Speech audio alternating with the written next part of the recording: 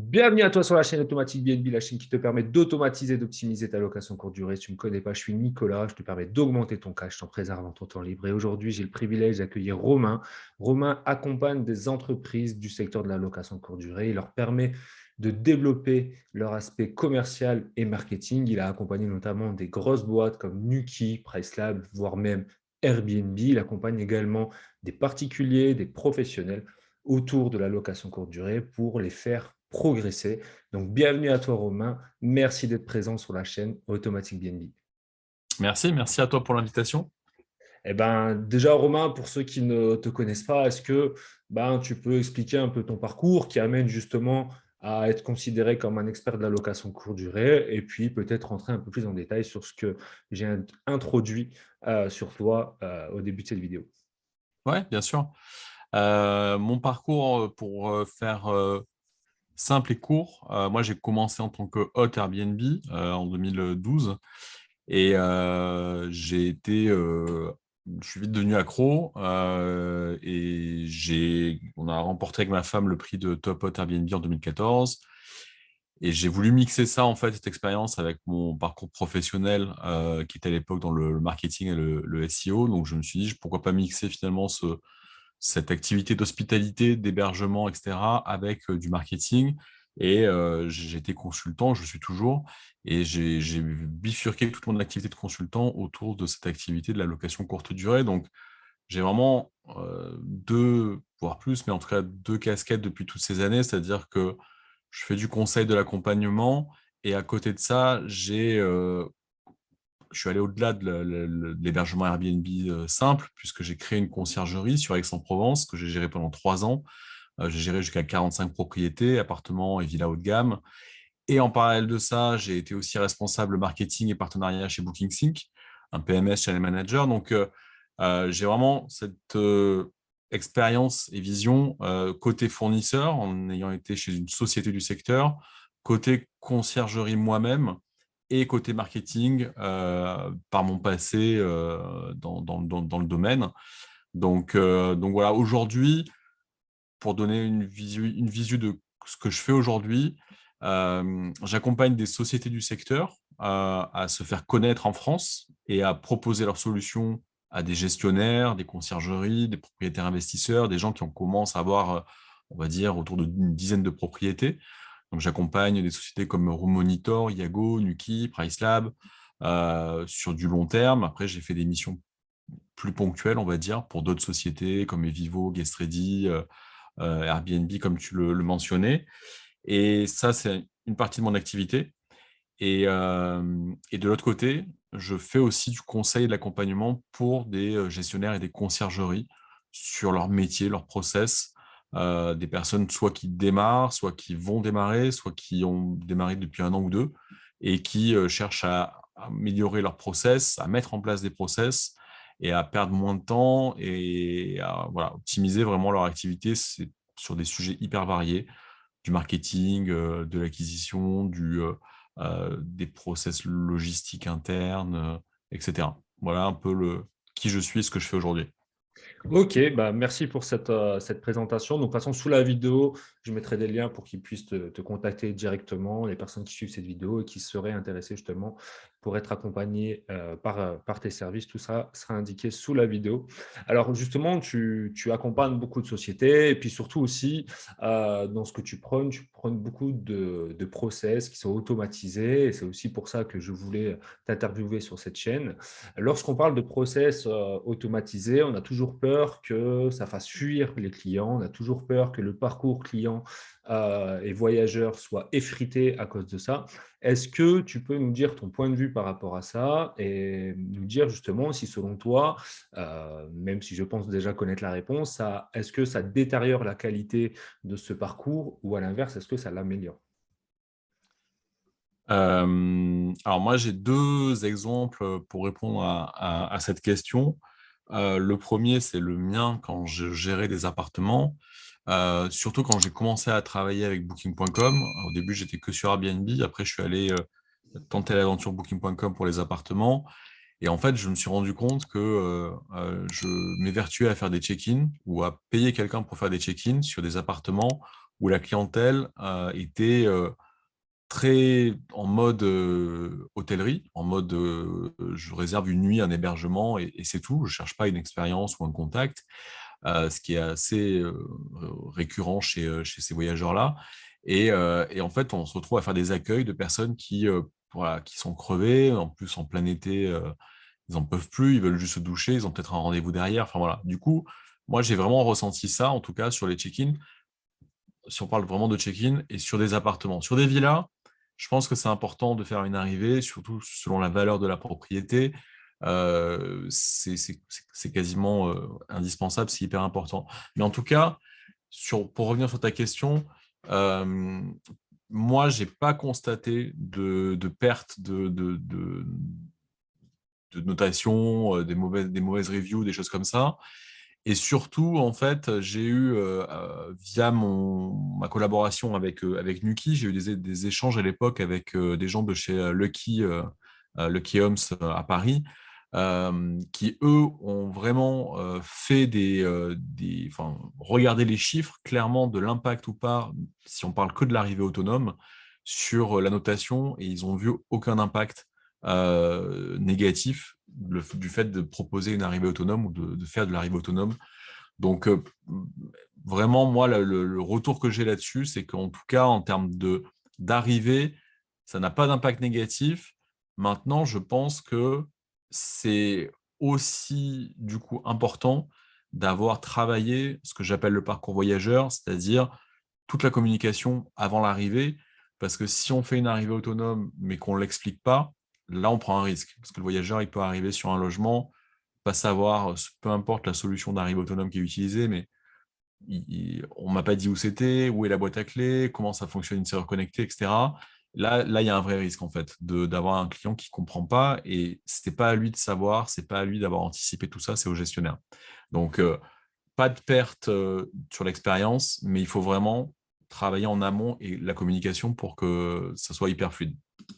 Et justement, toi, qu'est-ce que tu préconises par rapport à cette communication autour de ce parcours voyageur? Parce qu'on a toujours peur d'en faire trop. Toi-même, tu le disais, effectivement, c'est à nous de pré-mâcher le travail pour les voyageurs et donc de lui donner des informations. Mais après, trop d'infos, tue l'info. Est-ce que toi, tu as des conseils par rapport à ça pour essayer de trouver le juste milieu par rapport à ton expérience? Bah, déjà, ce qui est important, c'est que dans ce parcours voyageur, avant l'arrivée notamment du voyageur, il faut bien réfléchir à doser les informations et les distiller au bon moment. C'est-à-dire que une info, alors tout dépend combien de temps avant le check-in la réservation tombe, mais une info à la confirmation de réservation et une info la veille de l'arrivée, c'est pas les mêmes besoins. La veille de l'arrivée, on a juste besoin de faire un rappel sur les infos hyper importantes pour le check-in. À la confirmation de réservation, on peut donner d'autres infos. Et pareil, sur les étapes qui suivent, le lendemain de l'arrivée, si on veut le mettre en place, s'assurer que tout est OK dans le logement pour anticiper aussi des mauvais commentaires, etc. C'est vraiment, après, tout dépend des outils qu'on va utiliser. Quelqu'un qui utilise que Airbnb, il a les messages automatiques. Après, il y a d'autres solutions externes qu'on peut plugger qui permettent d'aller plus loin et justement de mettre des conditions en disant, OK, j'ai bâti un parcours qui est très complet. Maintenant, pour des séjours très courts, je ne vais pas envoyer tous ces mails, c'est évident. Quelqu'un qui réserve une nuit, on ne va pas l'inonder de messages pré-check-in, pré-check-out, post-check-out et compagnie. Mais pour moi, ce qui est vraiment important d'avoir en tête, c'est euh, de vraiment communiquer les infos au bon moment et poser les bonnes questions au bon moment. Et effectivement, pas penser, moi je l'ai vécu récemment, là j'ai réservé un appartement sur une plateforme, un mois avant l'arrivée par exemple, j'ai eu par mail toutes les infos de check-in à la confirmation de réservation. Mais le jour, c'est passé dans mes archives, voilà, j'ai épinglé le mail, mais la veille ou le jour de l'arrivée, bah, je me retrouve sans rien. Je sais pas, parce que j'ai reçu le truc il y a un mois. Donc, c'est vraiment cette notion de temporalité, donner les infos au bon moment. Et là, on parlait de toutes les infos qui sont données avant l'arrivée. Est-ce que toi, tu préconises aussi de donner des informations, évidemment différentes, pendant le séjour du voyageur et aussi à la sortie du voyageur pour l'accompagner aussi dans le check-out? Alors, moi, je l'ai fait sur ma conciergerie. J'ai fait le message de post-check-in envoyé le lendemain matin, sauf pour des séjours très courts. Je l'ai fait pour justement identifier ce que je disais tout à l'heure, c'est-à-dire, moi, ce qui m'a sidéré au tout début dans cette activité de gestion locative, c'est le nombre de voyageurs qui sont capables de partir dans le logement, pendant le séjour, d'avoir absolument rien dit, et après de saquer via le commentaire et de mettre une mauvaise note en disant c'est la cata, on n'a pas eu ça, ça c'était pas fourni, ça marchait pas. Et moi, ça me sidère. Je me dis, mais comment c'est possible de passer 4 jours dans un appartement, ne rien demander, poser aucune question, et après de se venger sur les commentaires.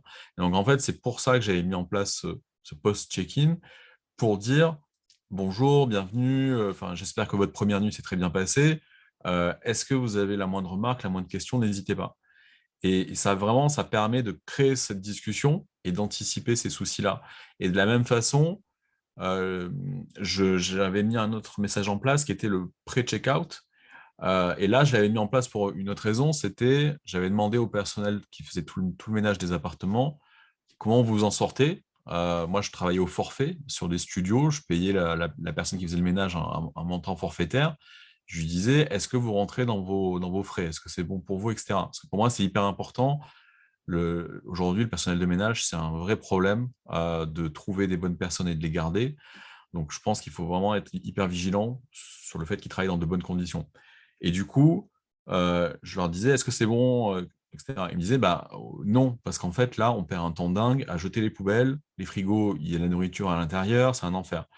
Et en fait, c'est là où j'ai mis en place ce message de pré-check-out en disant aux voyageurs, voilà, nous espérons que votre séjour s'est bien passé, votre départ est demain, nous vous rappelons que nous vous demandons de faire ci, de faire ça, etc. Ça ne marche pas à 100%, mais quand même, on va dire que 80-90%, si on a bien tourné le message, surtout si on leur dit que c'est pour nous aider, que c'est pour aider la personne qui fait le ménage, les gens respectent et jouent le jeu, et ça a un vrai impact. Et pareil pour euh, à cette étape-là, on peut aussi faire autre chose qui est utile, qui est de demander aux voyageurs s'il y a eu le moindre souci, pour encore une fois éviter ce fameux oui, oui, tout va bien, on s'en va, et puis après, 2 sur 5. Donc, moi, c'est vraiment ce que j'avais mis en place pour à chaque fois régler des petits problèmes. OK.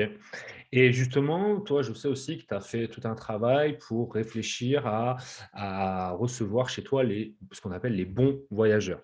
Toi, c'est vraiment là-dessus, tu as aussi travaillé parce qu'après, tout est lié.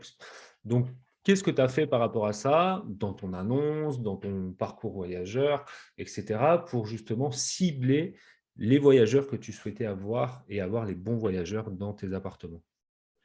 Alors là-dessus, il y a deux choses. La première, j'ai absolument rien inventé. Tous les gens qui font de la log courte durée s'en sont rendus compte avec l'expérience, et certainement beaucoup d'entre eux l'appliquent déjà. Euh, Quand on met une annonce Airbnb en ligne, surtout les premières quand on démarre, Airbnb ou autre, mais on, on a des premiers séjours et des fois on a des commentaires négatifs sur des aspects du logement qu'on maîtrise pas forcément. Des escaliers, des choses, des questions d'accessibilité ou ce genre de choses. C'est là qu'on se rend compte en fait que même si on peut être énervé sur le moment, bah, le voyageur, s'il en est arrivé là, c'est que potentiellement, nous-mêmes, on a manqué de clarté sur l'annonce, de communication, etc. Et du coup, la première chose, c'est vraiment en permanence, se remettre en question et remettre à jour son annonce. Pour être sûr qu'à chaque fois qu'il y a un feedback négatif ou un mauvais commentaire, de venir réajuster sur l'annonce la chose pour que ça soit plus clair pour les suivants et pas répéter l'erreur. Et dans l'idée d'éviter, voilà, si on a un logement qui n'est pas adapté aux personnes âgées, bah, il faut que ça soit clair pour éviter d'avoir sans arrêt des personnes âgées qui viennent dedans et qui se plaignent. Et du coup, ça pose la question derrière de se dire, mais du coup, mon logement, alors, il y a des logements qui sont pour tout le monde, on va dire, mais sinon, la question intéressante, c'est de se demander pour qui mon logement est le plus fait et qui je veux chercher à attirer. Et ça peut dépendre du logement, de sa localisation, de la ville, etc. Souvent, tu sais mieux que moi, dans l'investissement immobilier, on part de l'inverse. On se pose d'abord la question de où est-ce qu'on veut acheter en fonction de la clientèle, de est-ce qu'il y a des pôles d'activité autour, etc. Mais du coup, voilà, dans l'autre sens, c'est finalement, je prends un logement en gestion, qui je vais pouvoir cibler comme clientèle, qui je vais chercher à attirer comme clientèle. Et il y a plein d'axes différents. Ça peut être la clientèle professionnelle. Et là, bah, du coup, c'est forcément espace de travail dédié, des accessoires pour, euh, euh, pour tout ce qui va être informatique, s'assurer d'avoir un bon débit Wi-Fi, avoir fait le test de débit Wi-Fi sur Airbnb pour l'afficher sur l'annonce, mettre tous ces trucs en avant. Moi, un truc tout con, ce que je mettais dans les appartements, c'était, j'avais pris ça sur Amazon, un boîtier que tu branches sur une prise électrique, mais multi-USB, avec plein de câbles USB que tu pouvais brancher dessus. Je me dis, un gars qui est potentiellement étranger, qui voyage, il n'a pas un transformateur, etc. Et j'ai pas envie qu'il me débranche 25 appareils dans l'appartement pour brancher plein de trucs. Donc autant lui mettre à disposition directement cet accessoire-là. C'est des trucs tout bêtes, mais les voyageurs apprécient, quoi. Et après, sur un autre exemple, tu peux aussi, je prends toujours l'exemple d'Airbnb parce que c'est souvent ceux qui font beaucoup d'efforts sur ces trucs-là, mais si tu veux mettre une maison ou un appartement qui est orienté famille et attirer et te dire, bah, moi sur ma ville, c'est moi qui vais prendre toute cette clientèle-là, tu peux mettre un gogo d'équipement et cocher toutes les options possibles pour être sûr justement d'être favorisé sur ce truc-là. Donc c'est vraiment hyper important de savoir à qui on veut s'adresser parce que finalement, il y a des millions de voyageurs, on n'a pas besoin de tous les avoir, mais il faut juste savoir lesquels on veut euh, et, et avec lesquels on a envie de bosser, quoi. OK. Effectivement, en fait, l'idée, pour aussi, résumer ce que tu dis, en voulant cibler tout le monde, en fait, on cible personne et c'est là où ça peut être problématique et effectivement, c'est bien de pouvoir cibler et de mettre un logement en adéquation par rapport aux besoins des voyageurs qu'on cible. C'est ça, hein. Là, on vient de parler du parcours voyageur, on vient de parler de comment choisir, comment trouver son bon voyageur. Il y a une question aussi récurrente, c'est comment je gère les prix, notamment quand j'ai des dizaines de biens à gérer, comment je gère les prix. Toi, tu utilises PriceLabs, tu as toute une formation autour de ça, et je voudrais justement que tu puisses un peu nous exposer déjà, d'une part, qu'est-ce que c'est que PriceLabs, comment on l'utilise, parce qu'en fait, beaucoup de personnes même moi, quand je leur prône Price Labs, ont un peu peur en disant c'est une Mm. machine, comment ils font pour trouver les prix, est-ce que ça marche réellement, est-ce que je gagne vraiment du chiffre d'affaires par rapport à ça, etc. Et je trouve que tu es mieux placé pour en parler. Donc, est-ce que tu peux nous expliquer un peu comment fonctionne Price Labs et quelle est son utilité? Ouais, alors je vais y aller, je vais faire vraiment un condensé parce que ça pourrait prendre pas mal de temps et j'ai beaucoup de ressources sur le sujet. Le PriceLab, c'est très simple. C'est un outil de tarification dynamique. Tarification, maintenant, il y a quand même aussi beaucoup de choses autour des nuitées minimum dynamiques. Mais à la base, c'est un outil qui prend via des robots les données des annonces au niveau mondial sur Airbnb, Booking, VRBO. Donc, c'est un outil qui a une vue, qui a une quantité de data gigantesque sur les logements qui sont mis à la location, à quel prix ils sont mis à la location, leurs équipements, les tendances en termes de séjour, etc., etc. Ça, c'est une première chose. Quand on connecte ces logements à PriceLab, PriceLab va dire, OK, vous avez connecté votre channel manager avec moi.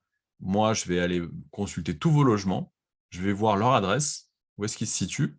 Et à partir de là, pour chacun d'entre eux, je vais identifier, premièrement, autour de cette zone géographique, c'est quoi les tendances en termes de marché, c'est quoi la saisonnalité, c'est quoi les tendances en termes de jours de la semaine, est-ce qu'il y a des jours qui se vendent plus cher que d'autres, etc. Sur les 12 mois qui viennent, qu'est-ce qui se passe, les taux d'occupation, etc. Et puis surtout, si c'est un logement de 2 chambres, 3 chambres, etc., quels sont les logements concurrents. Et donc, à partir de toutes ces données, on va pouvoir définir une notion très importante dans PriceLab, qui est le prix de base. Et PriceLab va dynamiquement vous produire des tarifs pour les 12 ou 18 mois à venir, différents chaque jour, comme dans l'aviation, comme dans l'hôtellerie, etc., pour vous permettre de louer chaque nuit au meilleur prix et aussi avec une notion maintenant de nuitée minimum dynamique pour avoir le meilleur taux d'occupation possible. Donc en fait, c'est voilà, c'est ni plus ni moins que ce qui existe dans d'autres industries depuis très longtemps. L'idée, c'est vraiment de coller et de faire en sorte que chaque date du calendrier, elle soit vendue au meilleur prix possible en fonction de ce qui se passe autour, de la concurrence, etc. Donc, Quand c'est bien utilisé, ça donne des super bons résultats. Il y a plein de témoignages de clients là-dessus, sur différents axes, soit en termes de prix, soit en termes aussi de durée de séjour. C'est-à-dire qu'il y a des personnes qui vont utiliser PriceLab avec comme priorité, une des priorités, rallonger leur durée moyenne de séjour, parce qu'ils faisaient historiquement beaucoup de très courts séjours. Mais l'idée, c'est de vraiment faire un mix des deux. C'est-à-dire, l'objectif, c'est progressivement de faire augmenter son prix à la nuitée moyen sur le long terme et de faire augmenter son taux d'occupation. OK. Effectivement, quand on fait du lead management, on pense souvent tarification, mais et c'est pour ça que PriceLab, c'est très bien. C'est qu'effectivement, jouer aussi sur les durées de nuitées, c'est extrêmement important, Mmh. parce qu'effectivement, ça vous fait peut-être gagner le même chiffre d'affaires, mais vous avez moins de charges parce qu'il y a moins de rotation, donc il y a moins de blanchisserie, il y a moins de consommables et Ouais. cetera et c'est comme ça aussi que, votre marge augmente. Souvent, c'est quelque chose qui est oublié, mais c'est quelque chose qui est indispensable. C'est pour ça que de parler que de taux d'occupation, ça ne sert à rien. Il faut comparer le taux d'occupation avec d'autres variables et d'autres critères. Tu parlais de channel manager, parce qu'effectivement, PriceLab se connecte directement d'ailleurs à Airbnb ou même à des channel managers directement. La question qui revient régulièrement, c'est comment on fait pour choisir son channel manager. Il y a de plus en plus de channel managers sur le marché. Il y en a évidemment des très connus qui sont performants et on me propose ça. Comment je fais pour choisir un channel manager qui correspond à mes besoins? Alors, tu as raison de préciser la question de comment choisir et pas quel est le meilleur ou, ou lequel choisir, et cetera. Parce que pour moi, la réponse, elle est là. C'est-à-dire que tout dépend de son besoin, de sa situation, de son business, et cetera. Et il y a des channel managers qui vont être très bien pour des petits gestionnaires, des propriétaires investisseurs individuels, des petites conciergeries qui démarrent, et puis après, passer sur d'autres solutions. Ce qui est important pour bien choisir, c'est de se demander de quoi on va avoir besoin. Quels sont ses impératifs, quelle est sa situation. Si par exemple, on a un immeuble dans lequel on a 5 studios et 2 T2 ou 10 T2 qui sont identiques et qu'on commercialise en multi-unités comme de l'hôtel, il faut que le channel manager il puisse proposer cette fonctionnalité. Ce n'est pas le cas de tous. Donc déjà, il faut se poser la question. Et après, pour moi, c'est très difficile quand on démarre et qu'on cherche justement son premier channel manager parce que généralement, on ne sait pas tout ça. On ne connaît pas le métier et on a du mal à se projeter, à savoir de quoi on va avoir besoin plus tard. Mais j'ai fait une page sur mon site pour donner justement une idée, une liste, une sorte de to-do de les questions qu'il faut se poser. Mais parmi les choses qui sont très importantes, que je conseille vraiment de faire à quelqu'un qui prospecte, c'est de questionner justement les channel managers qui vont pouvoir tester, interroger, etc., sur la qualité et à quel point la synchro avec les channels est poussée ou pas. Parce que ça peut être hyper crucial de savoir est-ce que c'est une connexion iCal, est-ce que c'est une connexion API, et qu'est-ce que vous synchronisez et jusqu'où vous synchronisez les choses. Il y en a certains qui vont vous permettre de synchroniser à minima les dates, les tarifs, les réservations forcément, mais vous ne pourrez pas, par exemple, de votre channel manager ou PMS, créer une annonce et directement la générer sur Airbnb, sur Booking, etc. Synchroniser les photos, les équipements, etc. C'est peut-être pas des questions qu'on a au début, on se dit, c'est pas un souci, de toute façon, je démarre, je n'ai pas besoin de la Rolls du truc, mais voilà, c'est des choses qui sont hyper importantes parce que sur la connectivité avec les plateformes, si on fait des mauvais choix au départ, on peut se retrouver vraiment dans des situations compliquées par la suite. Donc, c'est vraiment essayer de se projeter sur quels vont être mes besoins et surtout qu'est-ce qui est hyper important pour moi par rapport à mon fonctionnement. Quelqu'un qui gère ses propres biens, il n'a pas besoin de fonctionnalités avancées sur la facturation propriétaire, sur donner un accès propriétaire, quoi que ce soit. Quelqu'un qui gère les biens d'autres personnes va en avoir besoin. Très bien. Non, mais c'est bien justement, c'est l'approche que j'ai par rapport au channel manager. C'est effectivement de réfléchir aux besoins plutôt que de savoir quel est le meilleur. Donc parce que ça veut exactement, comme tu dis, rien dire. Tout dépend des besoins qu'on a, de ce qu'on fait comme activité et de l'évolution prévue de l'activité. Si on fait de la conciergerie, de la sous-location, ses propres biens, etc., c'est pas du tout la même chose. Je sais aussi, parce que tout à l'heure, on parlait du parcours voyageur, on parlait aussi des bons voyageurs, et j'ai oublié de te poser une question liée au fait qu'ils peuvent avoir dans certains des appartements. Voilà, ça peut arriver. Je sais que toi, tu travailles avec une marque qui propose un dispositif qui permet d'être alerté lorsque justement le débit sonore dans ton logement est trop élevé. Est-ce que tu peux nous en dire plus, s'il te plaît? Ouais, ouais, tout à fait. Ça fait quelques mois que j'accompagne Room Monitor qui propose une solution sur ce genre de problématique. Euh, c- moi-même, en tant que gestionnaire, j'ai jamais été confronté à ces problèmes-là, ou alors je ne l'ai pas su, ce qui est possible aussi. Et visiblement, ça arrive assez souvent que finalement, sur si on parle pas de fêtes sauvages, mais qu'on parle de vraiment, voilà, les gens qui font du bruit pendant la soirée, etc., les voisins, ça les dérange, mais ça va pas plus loin. Ça arrive potentiellement assez souvent, mais on n'est pas forcément au courant. On est au courant trop tard quand ça fait 10 fois que ça arrive et que c'est la goutte d'eau, quoi. Mais donc moi, j'ai pas été confronté à ça. Malgré tout, pour le démarrage de ma collaboration avec eux, je suis allé dans leur bureau à Barcelone pour comprendre le produit. Et j'ai été vachement surpris parce que, pour résumer, on explique ces produits en parlant dès que le niveau sonore est atteint, il y a une alerte. C'est pas aussi simple que ça.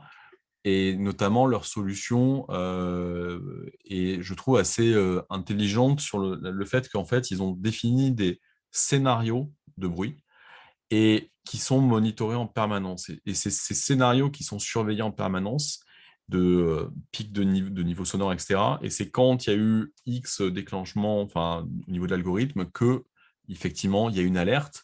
Alors après, en termes de fonctionnement, il y a plusieurs possibilités.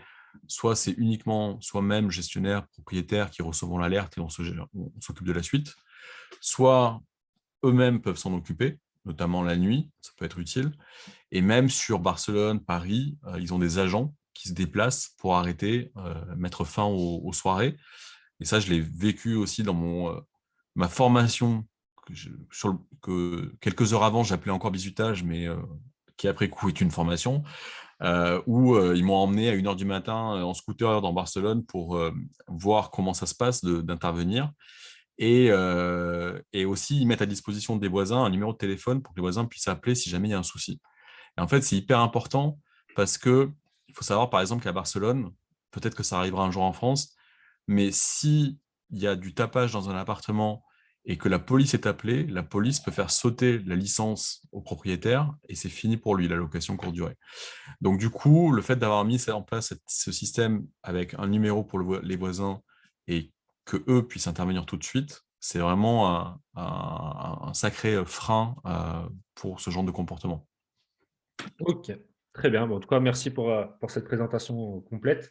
Par rapport à tout à l'heure, on parlait du channel manager, on parlait donc des plateformes qui étaient utilisées, notamment Airbnb, Booking, qui sont les deux plus grosses plateformes. Et je sais que toi aussi, tu essayes d'avoir un maximum de réservations en direct. En plus, tout à l'heure, tu disais dans ton parcours, voilà, tu as un parcours lié au SEO.